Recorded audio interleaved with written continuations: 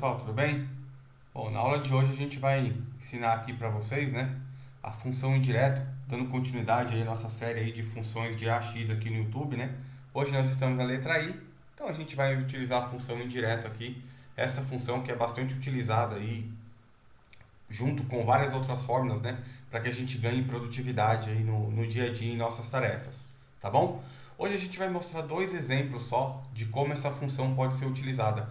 Uma com validação de dados e outra função indireta junto com a função soma, para você ver a diferença, né? Ou a vantagem que a gente tem em auxiliar essa função indireta junto com outras funções aí das nossas fórmulas e em nossos trabalhos, tá bom? A gente vai começar aqui, ó, pela utilização da função indireta em validação de dados, tá? Eu vou dar um zoom aqui.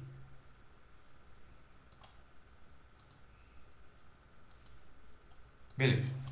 A gente tem aqui, ó, uma lista aqui de receitas e uma lista de despesas, né? Como se fosse aí de um orçamento pessoal, tá bom? Aqui a gente tem uma parte aqui onde a gente vai fazer a nossa validação de dados, né? Só que o que eu quero fazer com essa validação de dados? Primeiro, tá, vamos fazer a validação de dados aqui para a gente ter as opções de receitas e despesas. A gente vem aqui em dados, põe aqui em lista e eu posso simplesmente escrever receitas, despesas, ó, e aqui eu tenho receitas e despesas, tá vendo?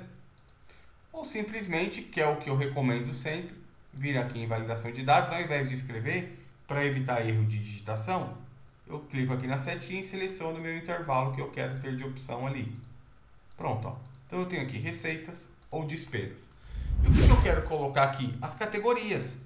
Só que eu quero colocar as categorias aqui da seguinte forma. Quando eu escolher aqui na movimentação despesas, eu quero que aqui apareça só essas categorias. Quando eu colocar aqui receitas, eu quero que aqui apareça só essas categorias de receitas.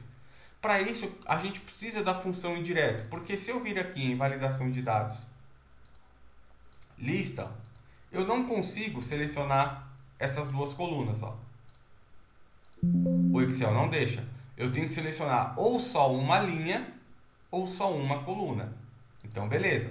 Ah, uma outra opção, Rafael, e se eu colocasse embaixo? Beleza. Você consegue copiar aqui, colar aqui embaixo, e aí eu viria aqui, ó, em validação de dados, lista, selecionava aqui tudo. Beleza, só que, ó, aqui tá receitas. E aqui, ó, eu tenho despesas junto, ó. Por mais que eu tenha as opções de receita aqui, eu tenho que ficar procurando. Isso não é legal. Eu quero não. Eu quero quando eu escolher receitas, apareça só essas. E assim por diante. Então, para isso, o que a gente tem que fazer? Primeiro, deixa eu tirar essa validação de dados. Vou excluir isso daqui. Eu preciso dar um nome para esse intervalo aqui, ó. Onde estão as minhas receitas e onde estão as minhas despesas. Então, eu preciso falar para o Excel, ó, que esses caras aqui são receitas. Então, eu posso fazer isso de duas formas. Primeiro, seleciono tudo aqui. Venho aqui onde está aparecendo o I7, que é a primeira célula selecionada. Eu clico aqui e escrevo receitas. Pronto, eu estou dizendo para o Excel que isso aqui são as minhas receitas, ó. Tanto ó, que quando eu seleciono aqui, ó, tá vendo o que aparece? J7, que é a minha primeira coluna em linha selecionada.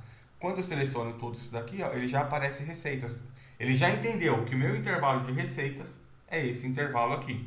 Eu posso fazer isso dessa forma como eu fiz, como também posso fazer assim, ó. Seleciono aqui, venho aqui em fórmulas, gerenciador de nome, clico em novo e dou o nome para isso aqui, ó. Isso aqui vai se chamar despesas. Pronto. Quando eu seleciono tudo aqui, ó, ó o que aparece. Despesas. Então o Excel já sabe que isso aqui são as minhas receitas e isso aqui são as minhas despesas. Pronto. Feito isso, agora eu consigo fazer a validação de dados com a função indireta. Então eu vou vir aqui em dados, validação de dados, lista. E aqui, ao invés de determinar fonte, eu vou colocar a função indireta aqui dentro, ó. Indireto. Coloco parênteses. E eu dou como referência essa célula aqui, ó, a M7.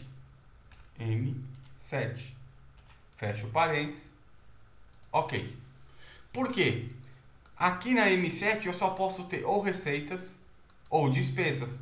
E utilizando a função indireto, o que o Excel vai entender? Indireto o que está na M7. O que está na M7 não é despesas? Então, indiretamente, ele vai pegar todas as opções desse intervalo aqui, ó, que está categorizado como despesas. Se eu colocar como receitas, o indireto M7 vai ler receitas e ele vai colocar como opção todas as células que tem no intervalo renomeado de receitas. Ok? Vamos ver se funcionou. Ó, receitas. Quando eu venho aqui, ó, salário, férias e bônus. Ó lá. Então, funcionou. Vamos mudar para despesas? Quando a gente muda para despesas, aluguel, alimentação e escola. Tá vendo? Então, deu tudo certo. Então, para isso que a gente precisa da função indireta. Sem a função indireta, a gente não conseguia fazer esse trabalho. Entendeu? De colocar uma validação de dados em cascata, que as pessoas chamam, para que apareça somente as funções que a gente precisa. Só para você ter uma ideia, se eu vim aqui na validação de dados e selecionar até aqui, ó. Aqui eu vou escrever Rafael. Quando eu venho aqui e se eu selecionar Rafael, quando eu venho aqui, ó, ele não me dá opção nenhuma. Por quê? Porque não tem nada com um intervalo renomeado como Rafael, ó. Se eu vim aqui e colocar receitas, aí ele aparece. Tá vendo? Agora, se eu vim aqui, ó, onde está o Rafael, né, que a gente colocou agora, colocar A, B e C e falar para o Excel que esse intervalo aqui se chama Rafael, agora sim, ó, quando eu colocar Rafael aqui, ó, agora sim, ó, agora sim eu tenho aqui as opções, ó, A, B e C. Tá vendo? Então, por quê? Porque eu falei para o Excel que esse intervalo aqui se chama Rafael, o conteúdo dessas células. Então, quando eu coloco aqui a opção Rafael, ele me dá A, B e C. Se eu colocar despesas, ele me dá essas opções aqui. Beleza? Então, essa é a função indireto dentro da validação de dados. Agora, eu vou mostrar o exemplo da função indireto dentro da função soma. Ok? Bom, então vamos para essa nossa tabela aqui, ó. Aqui o que eu tenho? Uma função aqui de soma, ó, que está pegando do F6 ao F10. E aqui eu tenho uma função soma, só que com um indireto, que está dando o mesmo resultado. Aí você fala, Rafael, tá, mas qual que é a diferença? Qual que é a vantagem? A vantagem é o seguinte. Se eu venho aqui, ó, e insiro uma linha, coloco aqui qualquer mês aqui, sei lá, setembro, coloco aqui 2, aqui 5, e eu arrastar essas fórmulas aqui, veja o que acontece, tudo certo, né? As duas somaram, consideraram esses R$10 a mais, beleza? Só que, de novo, a minha função aqui ela está pegando do F6 ao F11, a minha função de soma. A minha função do indireto, ela está pegando do E6 ao E11 também. Já vamos mostrar a diferença agora. Por quê? Importante guardar F6 a F11. Se eu vir aqui e inserir uma linha, vou pegar aqui e vou formatar. Perceba o que aconteceu com a minha fórmula agora. Aqui, ó, ele não está mais pegando do F6, ele está pegando do F7 agora. Porque quando eu inseri uma linha acima do meu intervalo de soma, que estava programado, ele não entende mais isso aqui como uma célula a ser somada. Ele baixa a minha referência como linha inicial F7. Então, quando eu colocar um valor aqui, ele não vai contabilizar. Vamos fazer na prática. Vou colocar outro mês aqui, por exemplo, março. Vou colocar aqui 10, 5 e vou arrastar essas fórmulas para cima. Pronto. Tá vendo? Ó, que ele não considerou esses R$50 a mais? Já com a função indireto, sim. Ele considerou esses R$50 a mais. Porque aqui, ele desceu a referência de linha inicial para a linha abaixo, quando eu inseri uma linha acima. Aqui ele permaneceu. Por que isso? Ó? O que a gente fez aqui nessa função indireta? Vou colocar a fórmula aqui do lado, para vocês entenderem o que foi feito.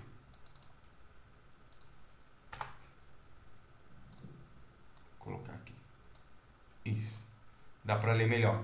O que foi feito foi o seguinte, igual soma. Ao invés de eu vir aqui e selecionar o intervalo que eu quero somar, não. Eu vou e coloco já a função indireto aqui. dentro da função soma para mim falar que o meu texto de referência, ou seja, a minha célula onde vai iniciar a minha soma, é o E6. Tá aqui, ó, E6. Então eu vou lá, coloco entre aspas, E6, fecho parênteses. E depois eu coloco que ele vai até essa última linha aqui. E aí fecho parênteses. Quando eu fecho parênteses, pronto, ó, ele vai sempre somar o E6. Não interessa se aqui tem valor ou não, ó. Se eu inserir mais uma linha aqui, ó, perceba que aqui, ó, ele já mudou, ó, para F8, é a minha referência.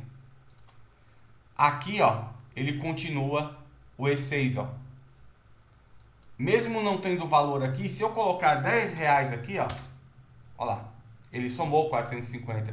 Se eu colocar 20 reais, 460.